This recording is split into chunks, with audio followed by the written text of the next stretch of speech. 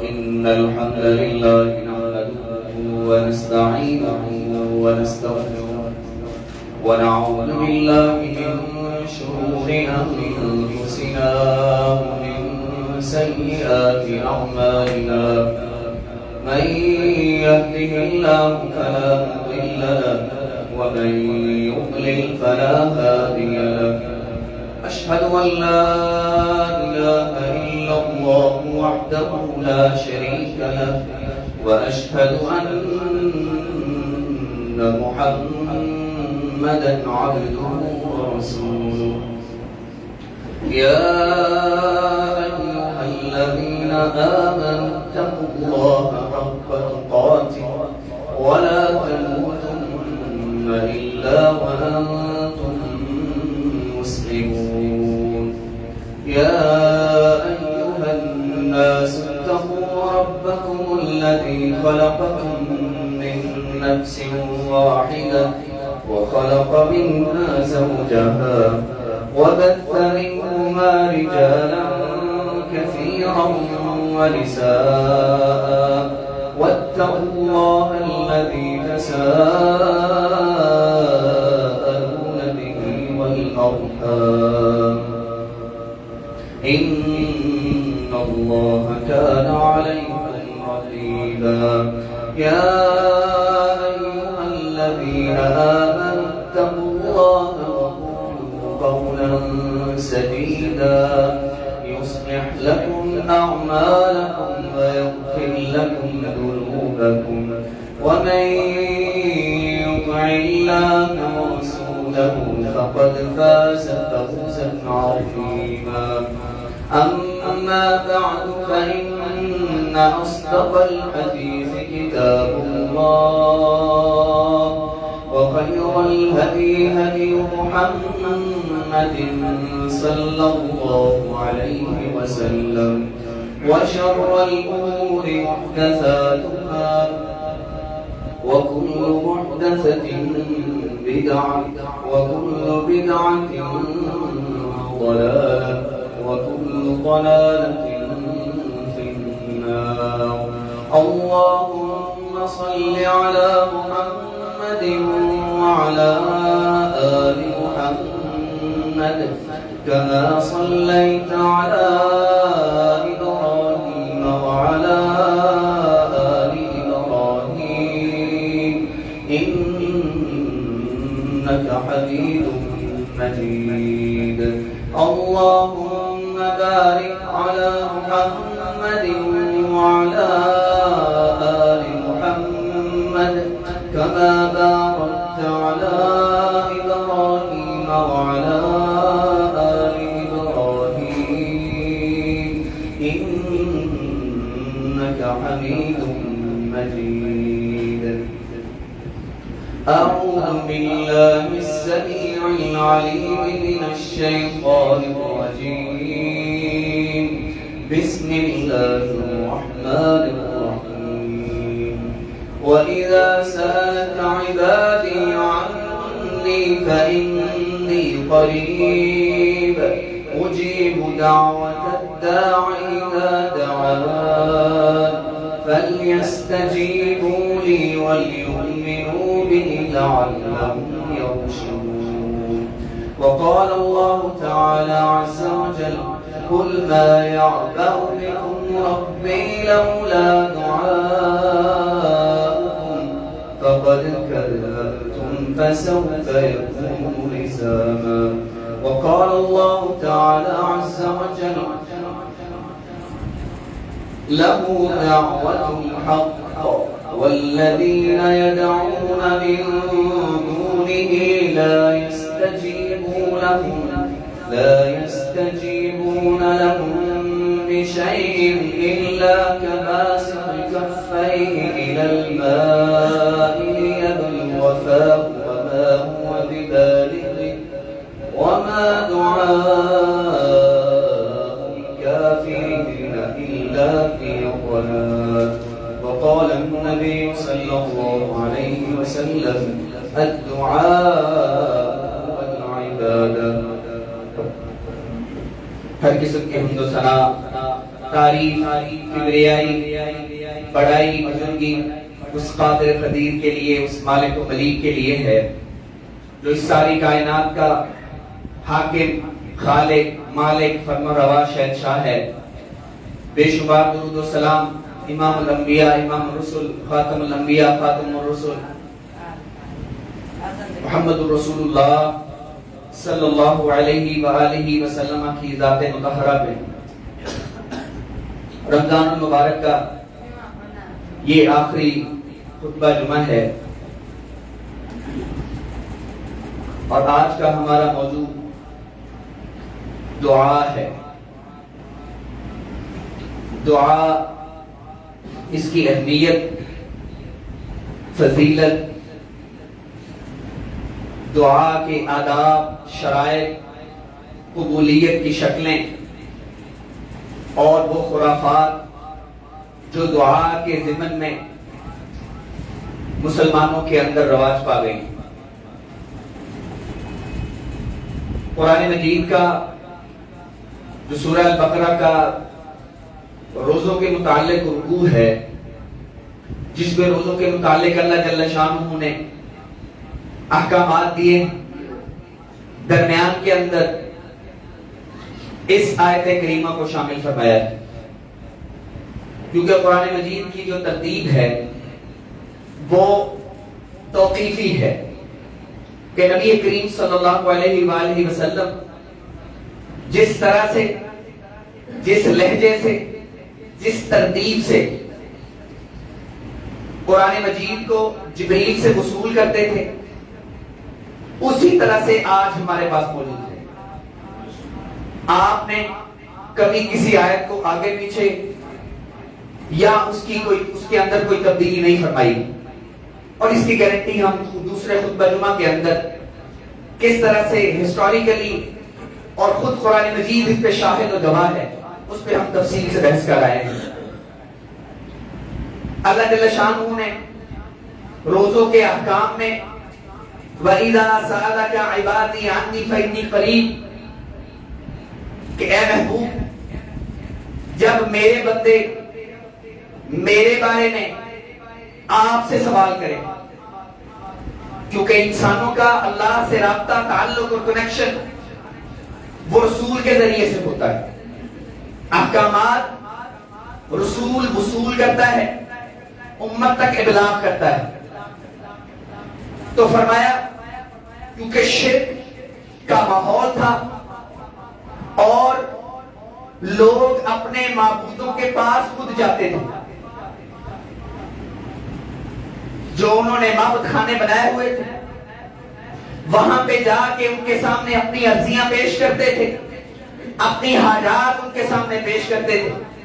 ان حالات میں اللہ جل شانہ نے یہ آیت نازل فرمائی وَإِذَا سَأَلَكَ عِبَادِي عَنِّي فَإِنِّي قَرِيبٌ. قرآن مجید کا عام اسلوب یسألونک، آپ سے سوال کرتے ہیں کیا خرچ کریں، آپ سے سوال کرتے ہیں حرمت والے مہینوں میں قتال کے بارے میں، آپ سے یہ سوال کرتے ہیں. اللہ جل شانہ جواب میں کہتے ہیں قل، اے نبی کہہ دیجئے اس کا یہ جواب ہے، اللہ کا یہ حکم ہے. لیکن جب اللہ جل شانہ کے قرب کی بات آئی، بندوں کے اللہ کے ساتھ تعلق کی بات آئی، اللہ نے اس کل کو بھی ختم کر دیا. کیا فرمایا؟ وَإِذَا سَأَلَكَ، جب میرے بندے آپ سے میرے بارے میں پوچھیں، فَإِنِّي، قریب، آپ کہیں کہ میں ان کی اپنی ذات سے بھی زیادہ قریب ہوں. اتنا ان کو اپنا قرب میسر نہیں ہے جتنا میرا قرب ان کو میسر ہے. فرق صرف توجہ کا ہے، اٹینشن کا ہے، کنسنٹریشن آف اٹینشن کا ہے کہ جب آپ کی سوچ کا، آپ کے فکر کا مرکز و محور پروردگار بن جائے گا، پروردگار کو محسوس کر دو. اور یہاں پہ ساتھ ساتھ اللہ نے ان کے ذہنوں کو بھی صاف فرما دیا، بلکہ قیامت تک آنے والے انسانوں کے ذہنوں کو صاف فرما دیا کہ اللہ کا قرب حاصل کرنے کے لیے، اس کو پکارنے کے لیے، اس تک رسائی حاصل کرنا کوئی مشکل نہیں ہے. درمیان میں کوئی وسیلہ، کوئی واسطہ، کوئی سفارش کچھ نہیں ہے. اس کے لیے اتنا ہی کافی ہے کہ بندہ اللہ کا ہے اور بندہ اللہ کو پکار رہا ہے. آپ جتنے مرضی گناہگار، خطا کار، وہ حدیث نبی کریم صلی اللہ علیہ وآلہ وسلم آپ نے فرمایا، اے آدم کے بیٹے، اگر تو میرے پاس زمین و آسمان کا کھلا میری نافرمانیوں اور معصیتوں سے بھر کے آئے گا، میں اتنی ہی مغفرت لے کے آؤں گا. خدا کے قرب کے لیے، اس کو پکارنے کے لیے، اس سے دعا کرنے کے لیے بڑی بڑی ریاضتوں، مراقبوں، مجاہدوں، مشقتوں، اذیتوں کی کوئی ضرورت نہیں.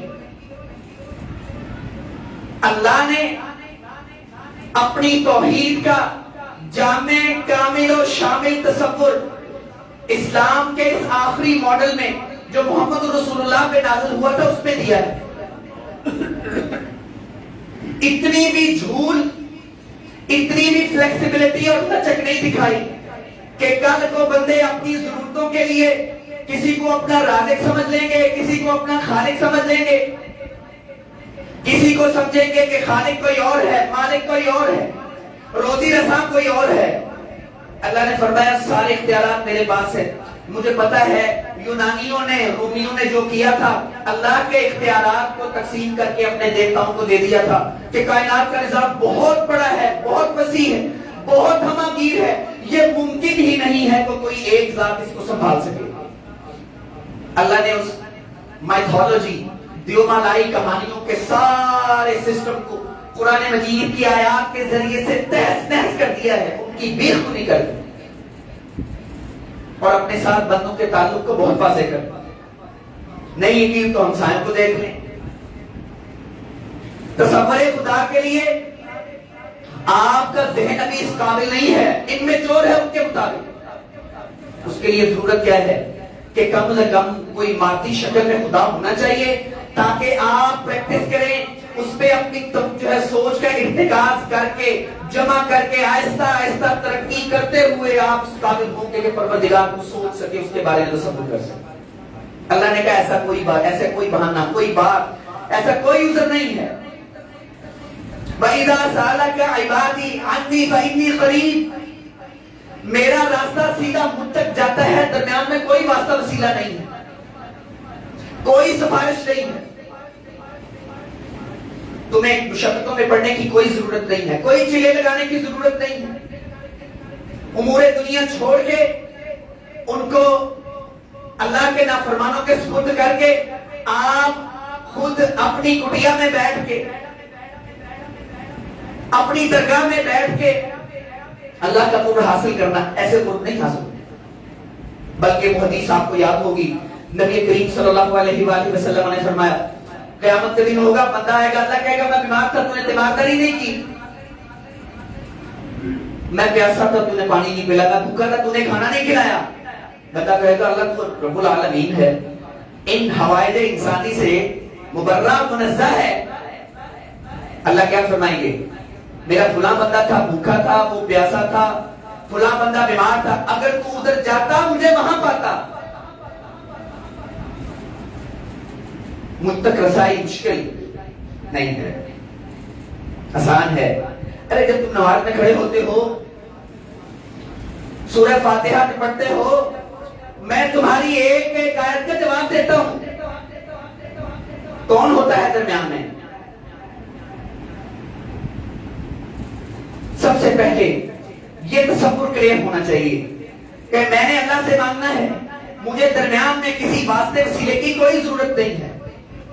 کائنات کی سب سے آسان ذات اور ہستی جس کی رسائی ممکن ہے وہ اللہ کی ذات ہے۔ پہلے اس تصور، جب یہ کلیئر ہوگا تب آپ اللہ سے مانگیں گے۔ جب یہی کلیئر نہیں ہوگا کہ اللہ تو بہت بڑا ہے، وہ اتنا بڑا ہے اتنا بڑا ہے اور ہم اتنے چھوٹے ہیں، رابطہ ممکن ہی نہیں، تو مایوسی آئے گی، بندہ اور تک ڈھونڈے گا۔ اللہ نے سب ختم کر دیا۔ اجیب ہو، میں جواب دیتا ہوں، سنتا ہوں، رسپونڈ کرتا ہوں۔ دعوت الداعی اذا دعان، کوئی بھی بندہ کسی بھی وقت میں مجھے جب پکارتا ہے میں جواب دیتا ہوں۔ یہ نہیں ہے کہ تم پکارتے رہو اور میں اتنا بے نیاز ہوں کہ تمہارے چیخنے پکارنے اور تمہارے تڑپنے کی مجھے ذرا پرواہ نہ ہو، اور میں تو تمہیں کرتا بھی چکتا ہے اس کا بھی تمہیں بدلہ دیتا ہوں۔ تو کیسے ممکن ہے کہ تم پریشان ہو، دکھ اور تکلیف میں ہو اور میں تمہاری فریاد رسی نہ کروں، تمہاری پکار نہ سنوں؟ میں جواب دیتا ہوں، لیکن بعض دفعہ ہوتا ایسے ہے کہ تم کچھ چیزیں ایسی مانگ رہے ہوتے ہو تمہارے لیے اچھی نہیں ہوتی۔ بعض دفعہ میرا تمہیں نو کہنا ہی دراصل قبول کرنا ہے۔ تم کہتے ہو کہ نہیں یہ مجھے ملنی چاہیے، بچوں کی طرح تم ضد میں پڑ جاتے ہو، کہتے ہو اللہ سنتا نہیں ہے۔ قرآن بار بار اس طرح اشارہ کرتا ہے، آسان تکرہوا شیئا وہو خیر لکم، ہو سکتا ہے کسی چیز سے دل لگی کر بیٹھو وہ اچھی نہ ہو، تمہاری تباہی و بربادی کا سبب بن جائے۔ تمہیں تو اگلے لمحے کی خبر نہیں ہے کہ وہ تمہارے لیے کیسا ہے۔ اگر ایمان لا کے خدا پہ اعتماد کر لیا ہے تو پھر اس پہ ثابت قدم رہو، اس کے فیصلوں پہ راضی رہو۔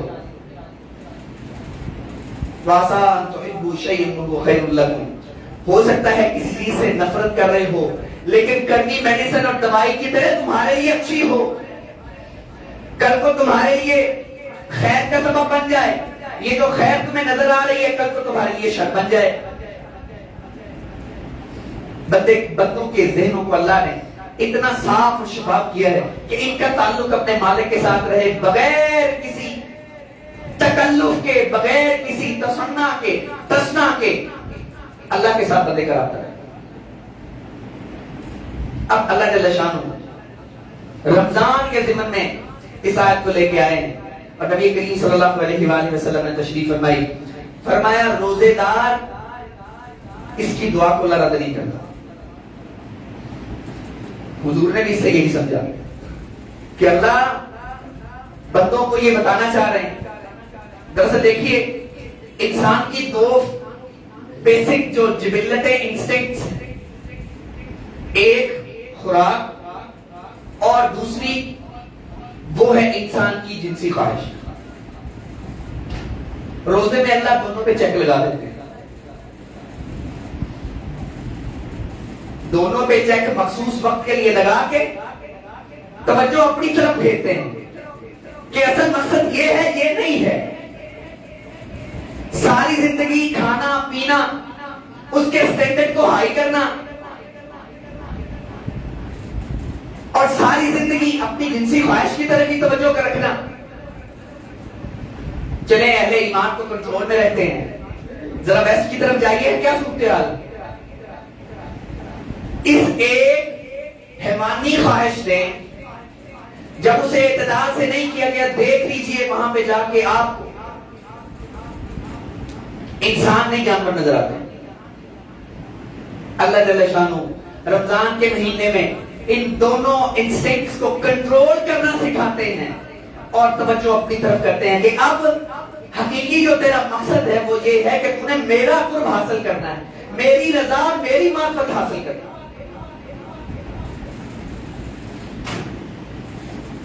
اور اسپیشلی افطاری کا وقت نبی کریم صلی اللہ علیہ وآلہ وسلم نے فرمایا روزہ دار افطاری کے وقت اللہ پہ حق ہے اس کی کم سے کم ایک دعا تو لازمی قبول کرے.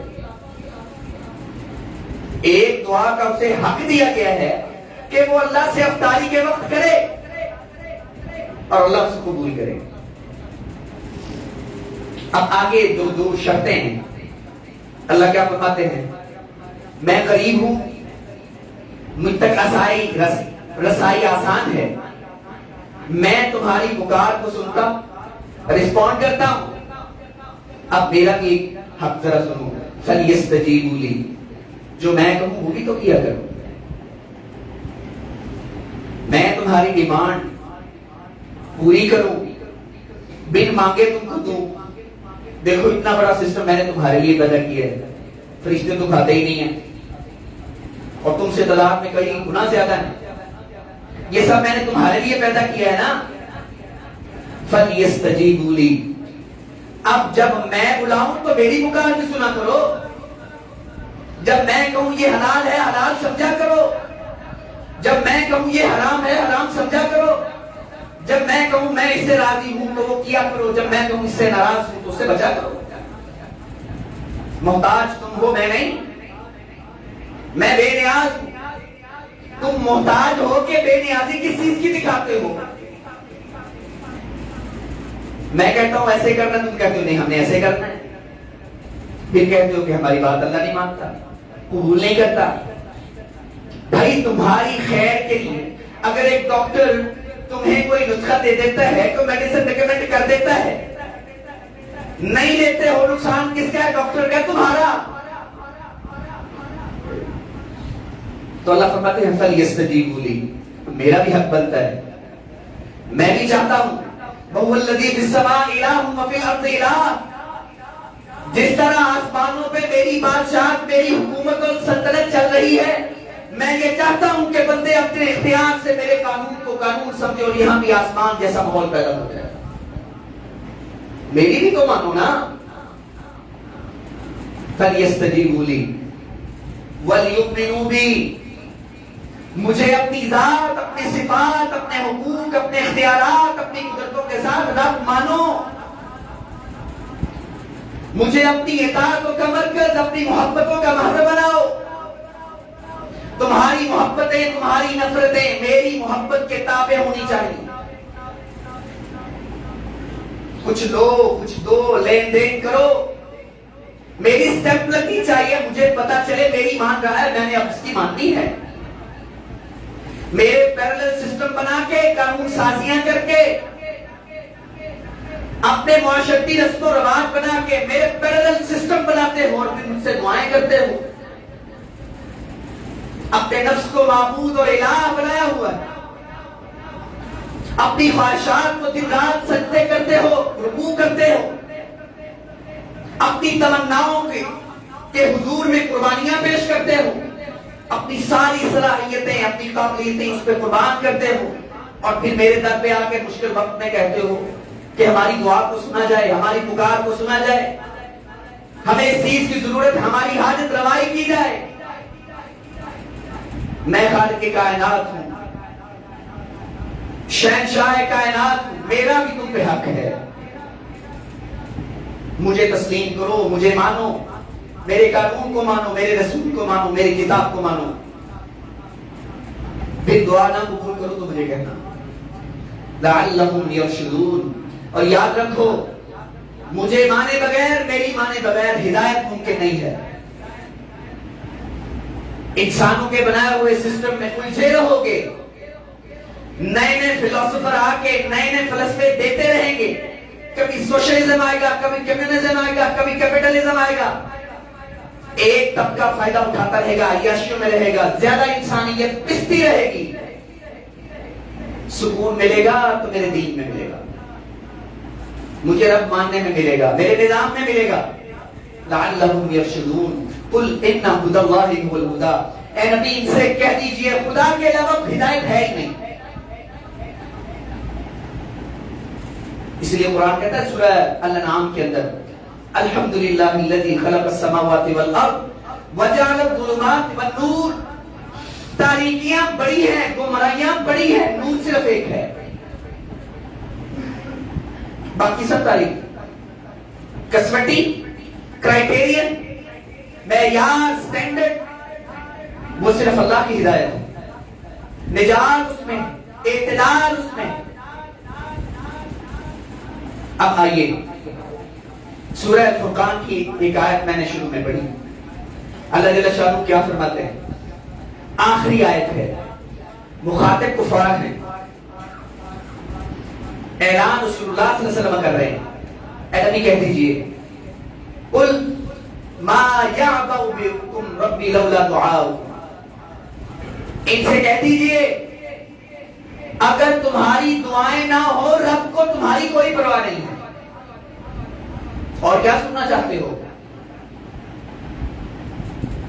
کیا سننا چاہتے ہو؟ ارے جس طرح عبادت تمہارا مقصد تخلیق ہے، دعا بھی تمہارا مقصد تخلیق ہے.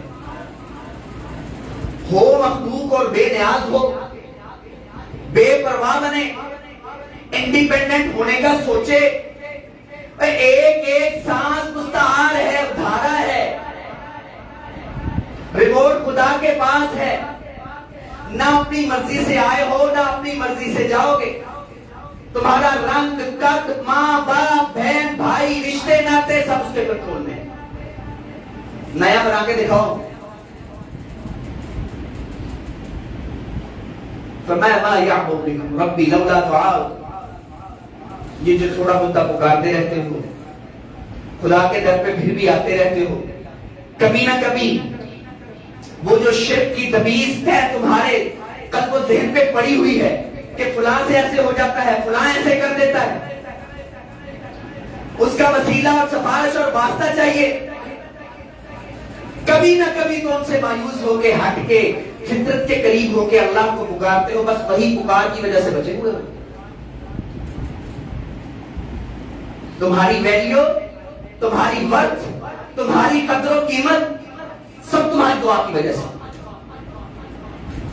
اس لیے رسول اللہ صلی اللہ علیہ وآلہ وسلم نے فرمایا اللہ کے حضور دعا سے زیادہ کوئی شے معزز و محترم و مکرم ہے ہی نہیں. اور سورۃ ترمذی کی ایک روایت میں آپ نے فرمایا ان اللہ حی کریم، اللہ بڑا حیا والا ہے. بندہ جب ہاتھ اٹھاتا ہے وہ اپنی قدرتوں، اپنی رحمتوں کی طرف دیکھتا ہے اور کہتا ہے اس میں کو خالی اٹھا تو مجھے شرم آتی ہے. اس بیچارے نے لینا کتنا ہے؟ اب سے ایسے بتائیے دنیا میں جتنے امیر سے امیر آتی ہیں کبھی اس کے خیال میں یہ چیز آئی ہے کہ میرے پاس اتنی دنیا ہے، اتنی 10 دنیا مجھے اور چاہیے. ابھی ہم نے اتنی ترقی نہیں کی ہے. یہ 4-5 ہزار سالہ جو ریکارڈڈ ہسٹری ہے اس کی بنیاد پہ ابھی ہم چاند کی دہلیز پہ پہنچے ہیں نا.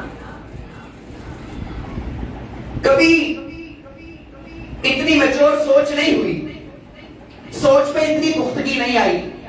لیکن رسول اللہ صلی اللہ علیہ وسلم نے بتا دیا تھا کہ جو جنتی آخر میں جنت میں جائے گا نا، سب سے آخر میں اللہ تعالیٰ اس کو اتنا الاٹ کریں گے، اتنا نوازیں گے. یہ تمہاری جو دنیا ہے یہ 10 ہو نا، اتنا اسے نوازا جائے گا. تو اللہ فرماتے ہیں کتنا مانگ لیں گے یہ. بلکہ صحیح مسلم کی روایت میں اللہ جل شانہ رسول اللہ صلی اللہ علیہ وسلم قدسی کہ اللہ فرماتے ہیں سارے جن و انس اکٹھے ہو جائیں اور مجھ سے مانگنا شروع کر دیں، خواہش پہ خواہش، خواہش پہ خواہش، آرزو پہ آرزو.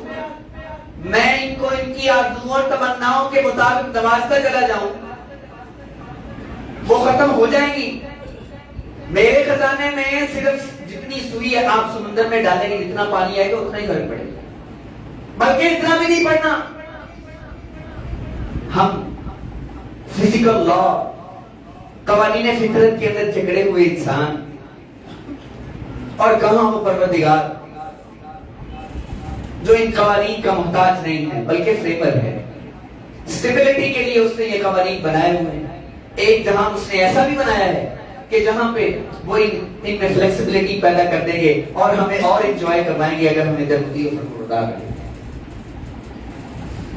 تو فرمایا ما یعبو بکم، تمہاری قدر و قیمت، تمہاری ویلیو اللہ کی بارگاہ میں، سادہ الفاظ میں اللہ کی سزا سے، اس کے عذاب سے اگر بچے ہوئے ہو تو تمہاری دعائیں یہ نہ ہو تو اللہ کا عذاب اپنی گرفت پہ لے لے. سورہ رات کی آیت میں نے پڑھی جہاں اللہ جل شانہ بندوں کو سب کچھ نوازنے عطا کرنے کی ذمہ داری دیتے ہیں،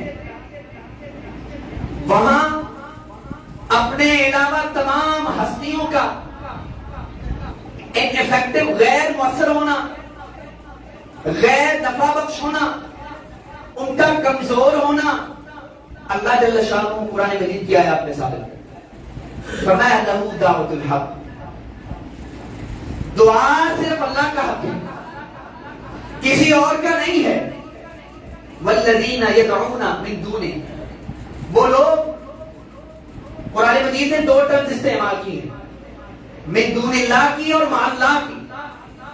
اللہ کو بھی پکار رہے ہیں، اوروں کو بھی پکار رہے ہیں. اللہ سے بھی دعا ہو رہی ہے، اوروں سے بھی ہو رہی ہے. اور دوسری کیٹیگری جو اللہ کو چھوڑ کے کئی اوروں سے رہی، اللہ نے دونوں کی نفی کی ہے. فرمایا وہ لوگ یدعون، جو اللہ کے علاوہ اوروں سے دعائیں کر رہے ہیں، لا یستجیبون لهم بشیء، کوئی اختیار نہیں ہے ان کا کہ تمہاری پکار کو سنیں اور رسپونڈ کریں. مثال ہے کہ کیا دی الا کباسط کفیہ الی الماء لیبلغ فاہ وما هو ببالغہ. کبھی تم نے پیاسا دیکھا ہے؟ وہ پیاسا جو پانی کو دیکھ کے ہاتھ پھیلائے اور کہے کہ پانی میرے پاس آ جائے میں پی لوں، ممکن ہے؟ اللہ فرماتے ہیں میرا در چھوڑ کے جو اوروں کے در پہ جاتے ہیں وہ اسی پیاسے کی طرح، نہ پانی میں آنا ہے، نہ ان کی فریاد رسی ہونی ہے، نہ ان کو رسپونڈ ملنا ہے. اللہ جل شانہ فرماتے ہیں کہ یہ اس پیاسے کی طرح ہمیشہ نامراد ناکام ہے. اور سورہ الاحقاف میں اللہ نے حد کر دی وَمَنْ أَضَلُّ مِمَّنْ يَدْعُو مِن دُونِ اللَّهِ مَنْ لَا يَسْتَجِيبُ لَهُ إِلَى يَوْمِ الْقِيَامَةِ وَهُمْ عَنْ دُعَائِهِمْ غَافِلُونَ. ارے اس سے بڑا بھٹکا آوارہ گمراہ کون ہے کہ جو ان کو بلا رہا ہے، جو قیامت تک اس کی کسی دعا اور پکار کو سن سکتے ہی نہیں. وَهُمْ عَنْ دُعَائِهِمْ غَافِلُونَ، بلکہ ان کو پتہ ہی نہیں ہے کہ ہمیں کوئی پکار رہا ہے. اور سورہ فاتر میں کیا فرمایا والذین تدعون من دونہ ما یملکون من قطمیر. ہم تمہیں بتاتے ہیں جن کو تم اللہ کے علاوہ پکارتے ہو اپنی حاجت برائی کے لیے، ان کا اختیار اتنا بھی نہیں ہے. کھجور دیکھیے، کھجور رمضان میں سب کھا رہے ہیں، جب آپ گٹھلی اس کا سٹون نکالتے ہیں اس کے اوپر ایک گلاب ہوتا ہے چھوٹا سا.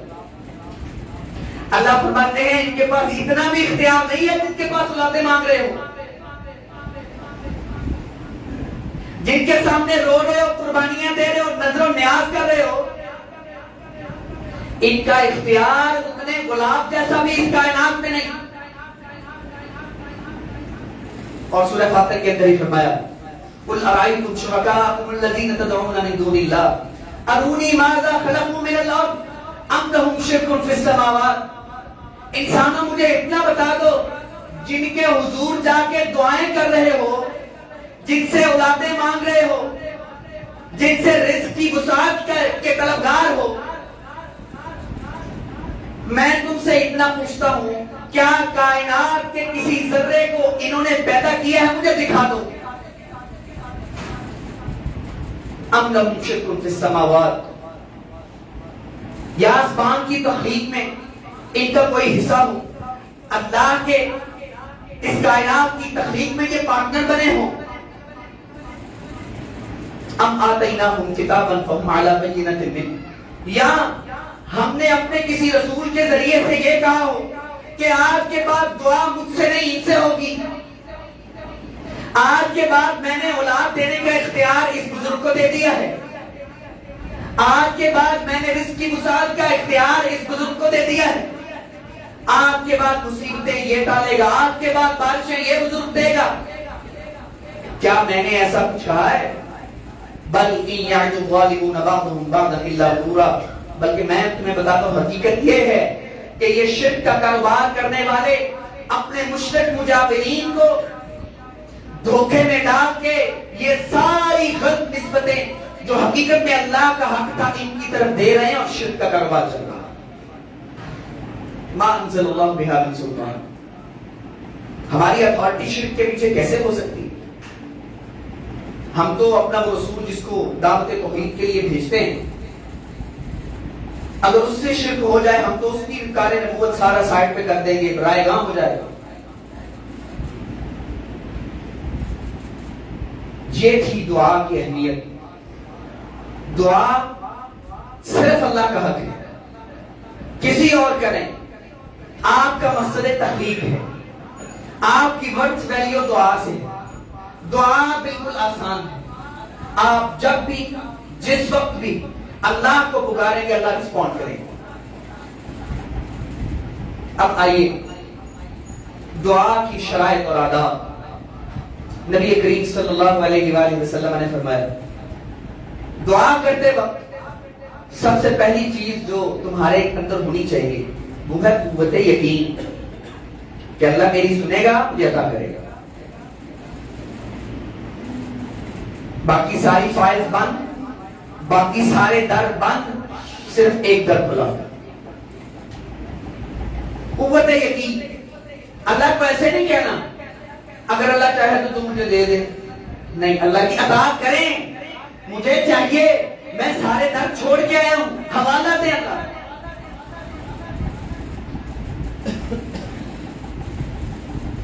اور دوسری چیز آپ نے فرمایا دعا کرو توجہ کے ساتھ. توجہ ہونی چاہیے. الفاظ کچھ کہہ رہے ہیں، دل کچھ کہہ رہا، ذہن کہیں اور. تھوڑی کر لیں، اچھی کریں. غافل دے، بے پرواہ دے، کیونکہ اللہ کی نظر تو دل پہ ہے. صحیح مسلم کی روایت ہے وَلَكِنْ يَنْظُرُ إِلَىٰ قُلُوبِكُمْ وَأَعْمَالِكُمْ، اللہ کی نظر تمہارے اعمال، تمہارے کیریکٹر، تمہاری سیرت پہ ہے، تمہارے دل. توجہ کے ساتھ، یقین کے ساتھ دعا کریں گے اللہ قبول فرمائے. اور تیسری چیز نبی کریم صلی اللہ علیہ وآلہ وسلم نے فرمایا دعا کرتے وقت جلد بازی نہ کیا. صحابہ نے پوچھا جلد بازی کیا ہوتی ہے؟ فرمایا بندہ دعا کرتا ہے، اللہ جل شانہ اپنی حکمت کے تحت انسان کے فائدے کے لیے ہی دعا میں تھوڑا سا قبولیت میں ڈیلے کر دیتے ہیں یا اس کی قبولیت کی شکل بدل دیتے ہیں، بندہ دعا ہی چھوڑ دیتا ہے. فرمایا ایسا نہ کرنا. جس پہ دعا کا دروازہ کھل گیا، خیر کا دروازہ کھل گیا. سورہ مریم کے اندر وَلَمْ أَكُنْ بِدُعَائِكَ رَبِّ شَقِيًّا، زکریا علیہ السلام اللہ سے کہتے ہیں پروردگار میں دعا تجھ سے اس وجہ سے کر رہا ہوں، جب بھی مانگا ہے ملا ہے، نامراد کبھی نہیں ہوا، یہ بھی قبول کر رہے ہیں. حوالہ دے نا. پھر نبی کریم صلی اللہ علیہ وآلہ وسلم نے فرمایا دعا مانگتے وقت آپ درود شریف لازمی پڑھیں. سب سے پہلے اللہ کی حمد و ثنا اور اس کے بعد درود شریف. اور پھر نبی کریم صلی اللہ علیہ وآلہ وسلم نے جو بہت ہی اہم چیز ہے آپ نے فرمایا رزق حلال.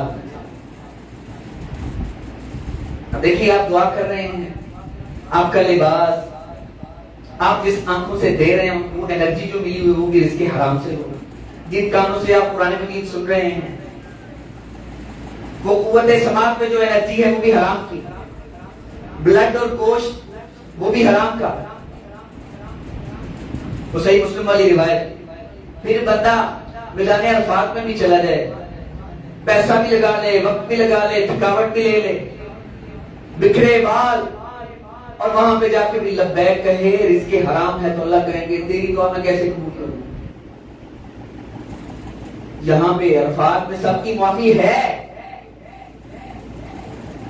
لیکن جو بندہ حرام کھا کے پی کے حرام کا احرام باندھ کے آ گیا ہے, میں اس کی دعا کیسے قبول کروں. درمیان میں وہ تمام لوگ رکاوٹ ہیں جن پہ ظلم و زیادتیاں کر کے تم نے دولت اکٹھی کی ہے, ان کو میں بائی پاس تو نہیں نہ کر سکتا.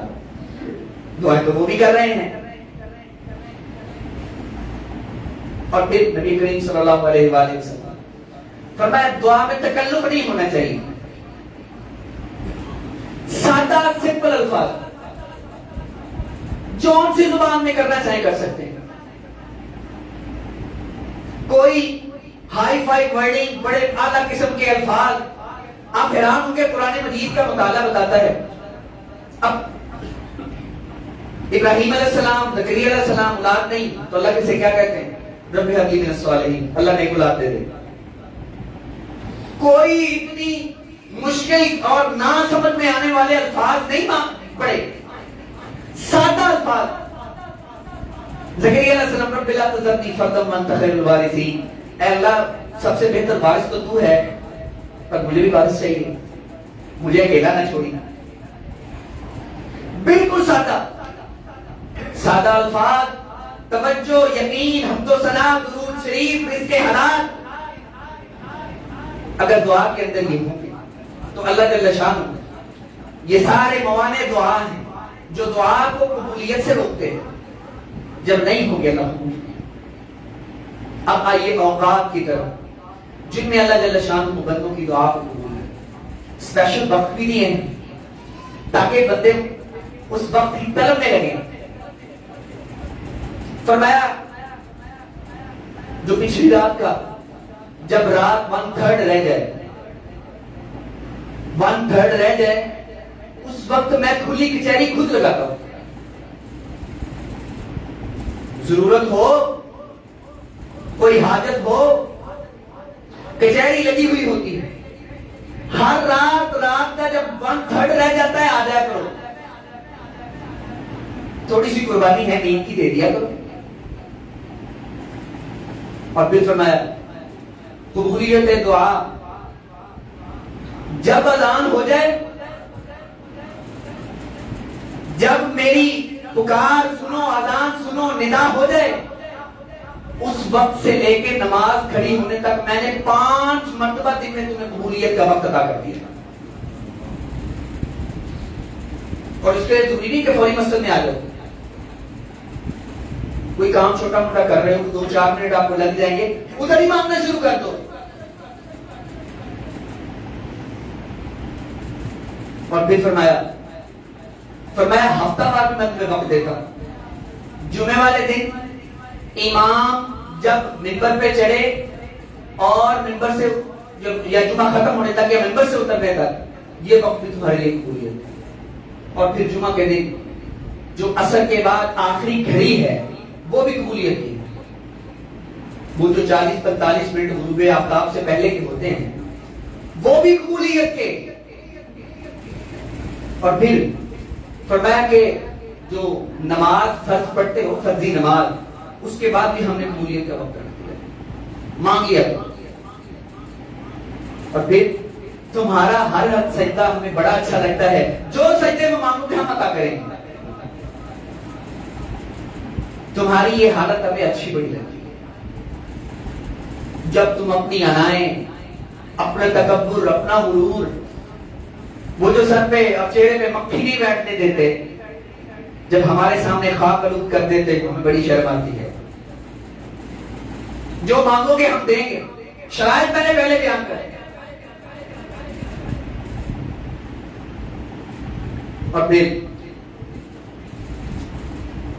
اللہ اکبر. یہاں پہ دعا کرتے وقت وسیلہ اس کا ہمارے ہاں بڑا ہی ایک الجھا ہوا تصور پایا جاتا ہے. اسلام کی نظر میں وسیلہ اگر آپ نے دینا ہے تو 3 طرح سے دے سکتے ہیں. سب سے پہلا وسیلہ اللہ کو اللہ کے اسماء کا حوالہ دیں. یا اللہ تو رحمان ہے, تجھے تیرے رحمان ہونے کا واسطہ میرا یہ کام کر. تو ودود ہے, تجھے تیرے ودود ہونے کا واسطہ میرا یہ کام کر. اور دوسرا کسی زندہ نیک آدمی سے یا اپنے خیر خواہ سے دعا کروا لو.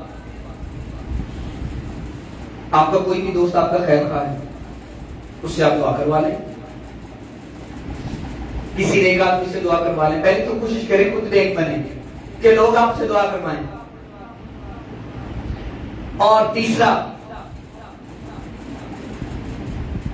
کوئی بھی نیکی ہے اپنی جو اللہ کو اس کا حوالہ دے دیں, وہ بھی وسیلہ بن جائے گا. ہمارے یہاں یاد پتہ نہیں میری نماز قبول ہوئی ہے کہ نہیں, حوالہ ہی نہیں. اور بھائی آپ نے کسی کو ایک حضور سے افطاری کروا دی ہے نا, اللہ کو اس کا حوالہ دے کے مانگ لو. یہ نہ سوچو اب میں نیکی اپنی نیکی کا, میری تو نیکیاں ہیں ہی نہیں, میں اللہ کو کیا حوالہ دوں, کیا وسیلہ بناؤں. اور بھائی ہم انسان ہیں, انسانی لیول سے اوپر تو نہیں جا سکتے. یہ ٹوٹی پھوٹی عبادتوں کے حوالے دینے ہیں. اللہ نے انہی کی وجہ سے ہم پہ رحمت کرنی ہے, ہمارا جنت میں داخلہ ہونا. نہ ہماری عمریں اتنی, نہ جس دور میں ہم پیدا ہوئے ہیں ڈیجیٹل دور ہے, نہ ہمارے پاس وقت اتنا. فرائض کی پابندی, حرام سے اجتناب, مانگے دعا اللہ جل شانہ عطا فرمائے. اب کچھ حالتیں ایسی ہیں جن میں بندے کی دعا قبول ہو. نبی کریم صلی اللہ علیہ وآلہ وسلم نے فرمایا سفر میں ہو دعائیں مانگا کرو, اللہ قبول کرے گا. حالت روزہ میں ہو دعائیں مانگا کرو, اللہ قبول کرے گا. کبھی کسی پہ ظلم نہ کرنا. مظلوم, مقہور, مجبور کی دعا بغیر کسی رکاوٹ کے سیدھی ہم تک پہنچتی ہے, فوری ایکشن لیتے ہیں. حج کے لیے رزق حلال سے جو حاجی جائے گا ہم سنیں گے, یہ اسپیشل پروٹوکول ہے ان کا. اور پھر فرمایا کچھ رشتے ایسے ہیں جن کی بنیاد پہ ہم دعا بڑی تیزی سے قبول کرتے ہیں. والدین کے ہاتھ جب بھی اٹھیں گے اولاد کے لیے ہم قبول کریں گے. اس رشتے سے زیادہ اور اخلاص ممکن ہی نہیں ہے. اور پھر اس کا ریورس, جب اولاد ماں باپ کے لیے اٹھائے گی تب بھی قبول کریں گے. اور پھر ایک تمہارا جو رشتہ اخوت ایمانی ہے, ہم اس کی بنیاد پہ ایک اور کنسیشن اور رائٹ اور ایک فیسلٹی تمہیں دیتے ہیں. اپنی کسی بھی بھائی کی غیر موجودگی میں دعا کرو گے نا, دعا تم کرو گے آمین کے لیے, اس دعا کو تمہارے لیے قبول کروانے کے لیے فرشتہ ہم بھیجیں گے. کہو گے نا یا اللہ اس بھائی کا رزق وسیع کر دے, فراہم کر دے, اس کو اولاد دے دے, اس کو روزگار دے دے, اس کی پریشانیاں دور کر دے, اس کو صحت دے دے. فرشتہ ساتھ کھڑا کہے گا پروردگار اس کو بھی یہی عطا کر. اور آپ نے فرمایا کہ سب سے تیز ترین دعا جو شرف قبولیت پاتی ہے وہ یہی دعا ہے, خیر کاری. رشتہ ایمانی کو چھوٹی چیز نہیں ہے, ہمیں قدر نہیں ہے. جن لوگوں نے اس کو فیس کیا تھا نا مکہ اور مدینہ کے اندر, ان سے ذرا پوچھے گا ان کا کیا حال ہوا تھا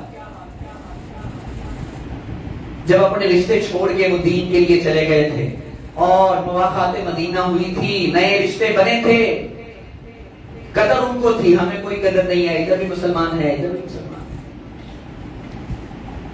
یہ گزارشات کی دعا کے ضمن کہ دعا کیا ہے, اس کی فلسفی کیا ہے, دعا کس سے کرنی ہے, دعا کی جو شرائط ہیں وہ کیا ہیں, آداب کیا ہیں, اور قبولیت کے اوقات اور حالات وہ کیا ہیں. اللہ جل شانہ مجھ سے دعا ہے جو گزارشات میں نے آپ کے سامنے رکھی ہیں, اللہ مجھے اور آپ کو سمجھنے, عمل کرنے, آگے پھیلانے کی توفیق دے. وآخر دعوانا الحمدللہ رب العالمین.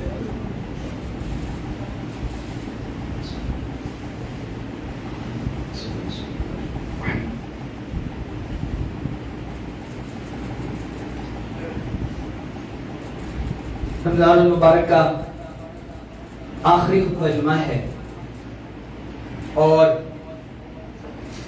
ہم یہ چاہتے ہیں کہ اللہ کے اس گھر کے ساتھ دل کھول کے تعامل کریں. پچھلے خطبہ جمعہ میں ہم نے سب کے لیے اپیل کی تھی، قریباً 10,000 روپے اکٹھا ہوا تھا اور یہ آخری خطبہ جمعہ ہے. دل کھول کے اللہ کے اس گھر کے ساتھ تعامل فرمائیں. مساجد کی صفیں آئیں گی، نمازی نماز پڑھیں گے، آپ خود تشریف لائیں گے، صدقہ جاریہ ہے، نماز پڑھنے والے کے برابر کا ثواب ہے. دل کھول کے تعامل فرمائیں. اللہ جل شانہ توفیق دے اور قبول فرمائے. ان الحمد لله نحمده ونستعينه ونستغفره ونعوذ بالله من شرور انفسنا ومن سيئات اعمالنا. من يهده الله فلا مضل له ومن يضلل فلا هادي له. اشهد ان لا اله الا الله وحده لا شريك له واشهد ان محمدا عبده ورسوله. اللهم صل على محمد وعلى آل محمد كما صليت على إبراهيم وعلى آل إبراهيم إنك حميد مجيد. اللهم بارك على محمد وعلى آل محمد كما باركت على إبراهيم وعلى آل إبراهيم إنك حميد مجيد. اللهم اغفر للمؤمنين والمؤمنات والمسلمين والمسلمات الأحياء منهم والأموات إنك مجيب الدعوات. وألف بين قلوبهم وأصلح ذات بينهم وانصرهم على عدوك وعدوهم. اللهم عليك بالكفار أجمعين. اللهم انصر المسلمين في فلسطين وفي كشمير وفي كل مكان. اللهم عليك بالكفار أجمعين. اللهم ارحم أمة محمد صلى الله عليه وسلم. اللهم انصر من نصر دين محمد صلى الله عليه وسلم واجعلنا منهم. اللهم اخذل من خذل دين محمد صلى الله عليه وسلم ولا تجعلنا منهم. اللهم حل مشكلات المسلمين. اللهم حل مشكلات المسلمين. اللهم أصلح أمور المسلمين. اللهم أصلح نساء المسلمين. اللهم ارحم وطننا. اللهم بارك لنا فيما أعطيت وقنا واصرف عنا شر ما قضيت فإنك تقضي ولا يقضى عليك. اللهم اشف مرضانا ومرضى المسلمين. اللهم اشف مرضانا ومرضى المسلمين. اللهم إنا نسألك الهدى والتقى والعفاف والغنى. اللهم إنا نسألك فعل الخيرات وترك المنكرات وحب المساكين. اللهم إنا نعوذ بك من جهد البلاء وترك الشقاء وسوء القضاء وشماتة الأعداء. اللهم اكفنا بحلالك عن حرامك وأغننا بفضلك عمن سواك. رب هب لي من الصالحين. رب هب لهم من الصالحين. سبحان ربك رب العزة عما يصفون وسلام على المرسلين والحمد لله رب العالمين.